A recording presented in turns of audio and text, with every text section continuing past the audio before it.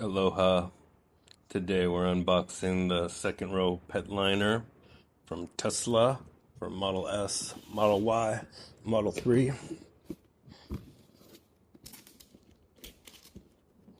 So for some reason the tape didn't last very long.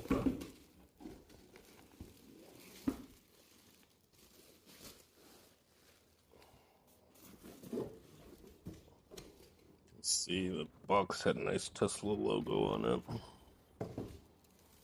And then we got this bag with Tesla logo.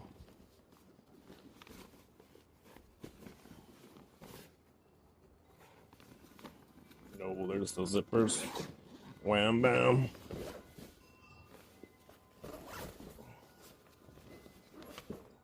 Folds open all the way. It's a nice little bag. I got these things to slip into your car, slip overs.